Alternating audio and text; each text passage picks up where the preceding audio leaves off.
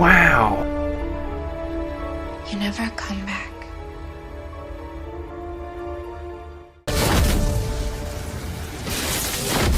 Hey guys, what is up? It is me, Pagey, here once again with another video on The Flash Season 5. So in episode 1 of this new season of The Flash, we had some questions finally answered that we were all curious about over the break between seasons 4 and 5. But then we also had some more questions and mystery presented to us to have us all thinking and making sure we keep our, eyes and ears out for various clues, hints, and nods to connections to these various new mysteries and questions. But easily the biggest thing to come from the Season 5 premiere is, of course, as you can tell by the title, the reveal that 25 years after The Flash disappears in 2024, that being the year 2049, he is still missing. He has not returned. But with that headline, we also had an article written by Iris, which, like the article from 2024, gave us some interesting stuff to look at.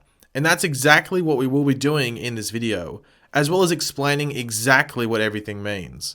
But of course, if I do miss out on anything of importance, let me know in the comment section down below. I'm curious if I do miss out on anything, and also just leave your opinions. And leave a like to support the Flash videos early on this season, and feel free to share the video to anyone you think, would be curious about this topic. But first, let's actually read out exactly what is said in that article that Iris writes in 2049. It was a beautiful spring day in Central City, not so different from that morning years ago when the clear blue sky turned crimson red and the Scarlet Speedster vanished in a crisis. Thousands gathered here at the Flash Museum to commemorate that day's quarter-century anniversary. Names were read of the other victims of the attack, and Governor Singh gave remarks on the Flash's enduring legacy. The details of the Flash's disappearance remain murky. A 2026 Congressional Commission repeated the citizens' initial reporting. Hours after the sky turned red, the Flash and his allies fought the Reverse Flash. The ensuing street battle caused the most destruction the city had ever seen. It was not until the Flash and Reverse Flash disappeared in an explosion of light that the chaos ceased. But in the years following the crisis, accounts only grew more contradictory. Some eyewitnesses remember dozens of other heroes present, including Green Arrow, Batwoman, and Elongated Man. Others remember heroes thought lost in time, the Atom, or from other worlds like Supergirl. Some even say they saw Reverse Flash leading an army of shadow demons. Research has focused on Roger Hayden, aka Psychopirate, who claims to remember the night's true events. He said upon his arrest, "Worlds lived, worlds died, nothing will ever be the same." And nothing ever was. Staring up at the golden statue of the Flash, this reporter remembered the words of former police chief Joe West. We don't have many details. What we do know tonight is Central City's greatest protector vanished in a flash, and I only hope he returns just as fast. So, yeah, some very interesting stuff in that article to go over. So let's jump straight into it all. So the first thing is from the first paragraph where they go over the commemoration of the 25-year anniversary of this crisis event, which featured a talk from Governor Singh. So someone goes up in the world. We knew that Singh would no longer be in the captain role of CCPD, as we know Joe would eventually become police chief, so you would expect Joe to become captain on his way to police chief. But we were always curious as to what would happen with Singh, would he die, or would he just get another role?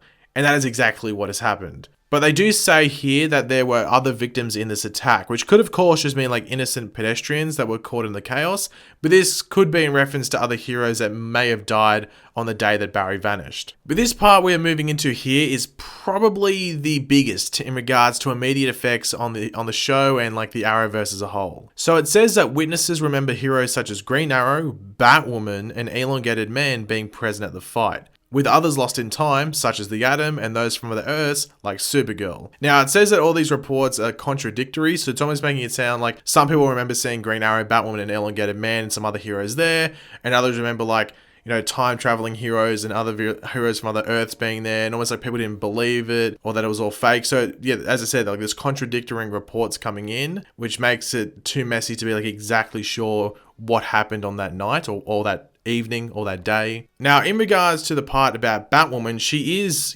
brought in as if she's a member of Earth 1. Is that what we're seeing here? Does that, that statement there saying Green Arrow, Batwoman, and Elongated Man, without really noting that she's from another Earth, mean that she's from Earth 1? That Earth 1 people are familiar with Batwoman? Because they were specific when talking about Supergirl and pointing out that she was from another Earth. So this could mean that the Batwoman we meet in the Elseworlds crossover isn't the exact same one we will get on the solo Batwoman show when that airs possibly, or maybe she is just from Earth 1 and we meet some other people from other Earths or something like that. It is hard to tell at this time. But Elongated Man is there as well, when originally in the 2024 article it was Green Arrow, Atom and Hawkgirl that were present on that day. Now they do mention the Atom, who is lost in time, also being there. So you would have to automatically think that this is the Ray Palmer version of the Atom from Legends, which is the obvious and most likely option. However, they did name drop Ryan Choi last episode, who makes Barry's Flash Ring before 2024, and he does become the Atom in the comics.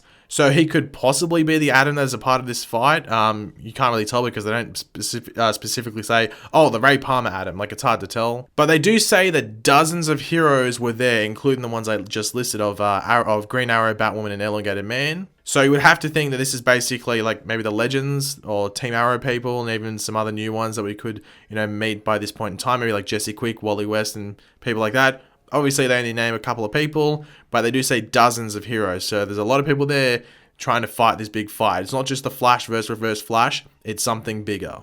But the next part is where we start getting like connections to Crisis on Infinite Earths. And that is when it is said by some that they saw the Reverse Flash leading an army of Shadow Demons. Now, these Shadow Demons are characters from the comics and were like the assassins of the Anti-Monitor, who was of course the main villain of the Crisis on Infinite Earths storyline. Now, Anti-Monitor sent them to defend his cosmic tuning forks on various Earths across the multiverse. Now, the Shadow Demons fought against the opposing forces of Anti-Monitor's brother, that being the Monitor, who we already know will be in this year's crossover. Now, the Monitor had assembled a team of heroes and villains to combat the Anti-Monitor's efforts. The best comparison to give for these Shadow Demons that you guys would understand is either that of like the Chitauri from the first Avengers film, or even the Parademons from Justice League. They're like the cannon fodder, just stuff that just goes there to do a job, man. But they're also like that, that killable, or just they can just be killed, I guess. So they're similar to that, like not identical, but similar. If I had to give like an example of what to envision in your mind as to what they would be doing in the crossover, it's essentially what those characters were doing in those films. Now, the next part to pick apart is that of a person who remembers the night's true events, saying that worlds lived, worlds died, nothing will ever be the same. With that person being Roger Hayden, aka Psycho Pirate. Now, Psycho Pirate in the comics was a villain recruited to be on the team of heroes and villains by the Monitor, who, as I said, will be in the crossover this season, and is the brother of the big bad of the Crisis on Infinite Earth storyline, that being the Anti-Monitor. Throughout the story, though, Psycho Pirate is taken away by the Anti-Monitor and ends up switching sides and helping him, or helping it. He is actually pretty connected to the Flash in this story after this point in time, as he is told to use his powers to essentially torture the Flash, who had been captured by the Anti-Monitor earlier on. But of course, as we all know, or should know, the Flash ends up dying, or he sacrifices himself after these events by foiling the Anti-Monitor's plans. This event, as we know, or if you don't know, you will now, it combined all the Earths together. All of the multiverse merged into one Earth. But because of the situation he was in during these events, Psycho Pirate actually remembers the multiverse, whilst everyone else doesn't. And it just drives him a bit cuckoo, is maybe the best word to use. And that is essentially what it looks like we are getting a hint at here when he says, worlds lived, worlds died, nothing will ever be the same. Like, he remembers that there was all this other stuff, no one else remembers it, but it's just like envisioned or just stuck in his brain. Like, he remembers Earths that now, don't exist possibly. Now, they do obviously mention other, remembering heroes from other Earths like Supergirl, but her Earth could still exist. Like, her Earth still could still be a thing. But as I said, there was contradicting reports coming out where people could just been thinking that Supergirl was from another Earth or something like that. So they're not 100% sure what was going on during those events on that day. Or even maybe some other people remember the multiverse, and this could be a small case of some people remembering other Earths and stuff like that. It's hard to tell, as I said, because it's all vague, really. It's a small vague outline of these events. It doesn't really go too in depth. So we're really just trying to pick apart certain bits and just piece them together and try and make sense of it all. And the last part isn't too much to go on about, but I did see some people getting mixed up with this whole thing. And it has a quote from former police chief Joe West. And it is the same one that was on the 2024 article, so I'm not going to bother rereading it. But people thought that Joe was dead due to it saying former. And I don't think that is what they're getting at. He is probably just like retired, as he would be in like his 80s or something by this point in time. Like, this is a long time in the future. Like, he would be way past retirement age there. And we all know Joe, he is just over everything. He just wants to relax. Like, give Joe a break, give him an early retirement. I wouldn't mind if Joe just retired now. Just let that dude sleep. But I guess the big question is, where is this all leading? Well, it isn't going to be this season's crossover. Well, at least you wouldn't think it would be. Like, it is called Elseworlds, but we are getting the Monitor involved in this crossover, who is a central part of the Crisis on Infinite Earth storyline, like I brought up in this video. So what they could really be doing is setting up next year's crossover as this Crisis event. And you might be thinking, oh, what the hell? That's crap. Why set something up for a year away? That's something you do in the movies, not television. And yeah, it can be seen that way. But this is a massive thing. This is like the holy grail of stories in the DC universe. You need to plan and set it up right. So in the Elseworlds storyline, we could see the Monitor trying to like band that team of heroes and villains together, which could be gathered from, across the multiverse, saying that it is essentially a battle for the multiverse. And they could be trying to stop an early target of the Anti-Monitor, who might be like, he needs this person as like a vital part of his plan. And it's really this group's task to try and stop that person, helping Anti-Monitor, or stop them heading down the path that the Anti-Monitor would be able to pick them from and go, hey, you're useful for my evil big plan. And this villain has been confirmed as Dr. Destiny because he's like the main villain, so you think that would have to be the Anti-Monitor's task if this is the case. Or maybe the Monitor storyline in the crossover could be like a side thing throughout the story that we could see play out while our heroes are dealing with Dr. Destiny and whatever he's doing in the crossover. So we could just see Monitor showing up at random points, not connected to any of the heroes, and he's just, maybe like looking at them, like literally just surveillancing them or surveying them, what do you want to call it, and just seeing how they're going so he knows which people to pick on his team. And as I said before, like there might be some people going, oh, that's crap, like you're setting something up a year away. Well, it is important to remember that The Flash has been setting this up since season 1, and we're in season 5 now. So if you've been like waiting 5 years for this, I don't think you can be really annoyed that they'd maybe take another year so they can actually do it properly instead of like them trying to rush it into this crossover. So if you've been waiting since season 1, surely you can be another, patient for another year. So it is actually, good and it isn't rushed. But the other option around this is that this Crisis event could play out at some point in this season of The Flash. As we know, Nora wants to essentially like stop the Crisis event, like stop her father from vanishing. So if that is what she is aiming to do, it would sort of make sense that we eventually get to that event. But some could see this as like too small of a scale to have that event as just like a background for Nora's goals for this season, which I can agree with. The Crisis event should be the focus and what's in the spotlight. It shouldn't be the thing that is in the background for a character's story. Now, some have said that the 100th episode could be, used as the platform for the Crisis event. And for me, it just isn't long enough of an episode to do that. Like with that stuff with Nora, you could spend like 2 or 3 episodes on that. But for the 100th episode, it has to like be specifically in that 100th episode. And it's just not long enough. Like, let's be completely honest. Like, it would just be disappointing if it was in that episode. Even if it was really good, it would just be disappointing because it's such like a short amount of time.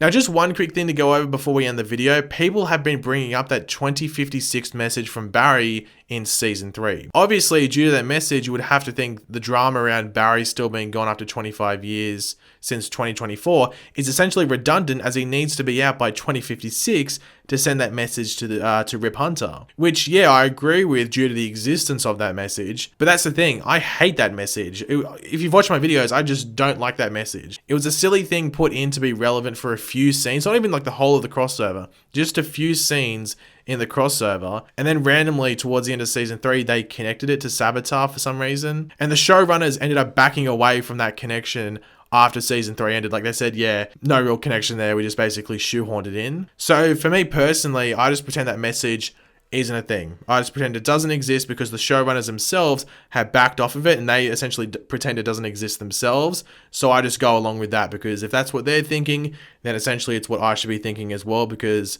well, it's not relevant if they don't think it's relevant. But thanks for watching, guys. Hopefully you enjoyed the video. If you did, it'd be awesome and greatly appreciated if you could drop a like on the video to show support. Share this video with anyone you think that would be interested. And of course, let me know in the comment section down below your various opinions on what we went over in this video. I know there's a decent amount, but it was sort of necessary because how long the newspaper article was. And of course, if you are new to the channel, make sure to subscribe. I'll catch you later, guys. Goodbye.